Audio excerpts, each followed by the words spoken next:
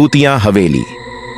गांव के बाहर एक पुरानी हवेली खड़ी थी जो कई सालों से वीरान पड़ी थी। लोग कहते थे कि हवेली में रात के समय अजीब अजीब आवाजें आती हैं और वहां पर कोई भी रात बिताने की हिम्मत नहीं करता। एक दिन साहसिक युवा आदित्य ने हवेली में रात बिताने का फैसला किया।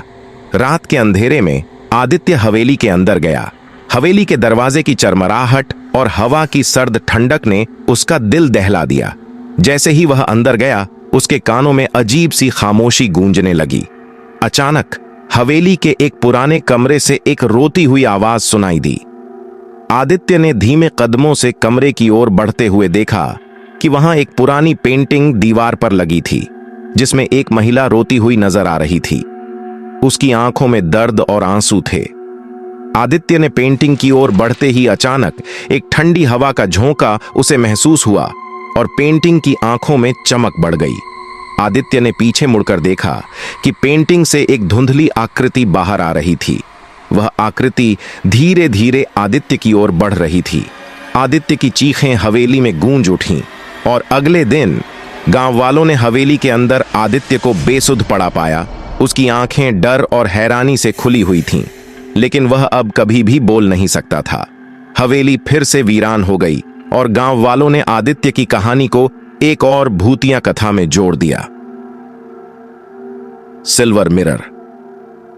एक बार एक युवक अजय ने अपने दादी की पुरानी अलमारी से एक अजीब सिल्वर मिरर निकाला। दादी ने मिरर को कभी भी इस्तेमाल नहीं किया था और अजय को यह मिरर पुराना और धूल भरा लगा। उसने मिरर को साफ किया और अपने कमरे की दीवार पर लटका दिया। रात को अजय सोया हुआ था, लेकिन उसे नींद नहीं आई। अचानक उसने मिरर से एक हल्की चमक महसूस की। जब उसने मिरर की ओर देखा तो उसमें एक अजीब सी छाया दिखाई दी जो धीरे धीरे उसकी ओर बढ़ रही थी। अजय ने मिरर को ध्यान से देखा और पाया कि उसमें एक आदमी की आकृति थी जो उसकी ओर देख रही थी।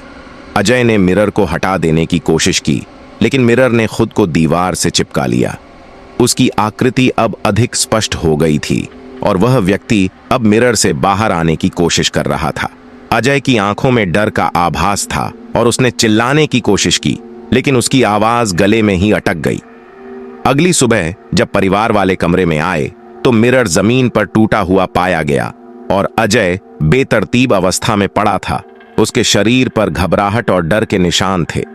उस दिन के बाद मिरर की टुकड़े भी गायब हो गए और अजय को कोई नहीं जानता था कि वह अब कहां है। अलमारी में रखा वह सिल्वर मिरर अब भी गांव के बारे में एक खौफनाक कहानी के रूप में जाना जाता है।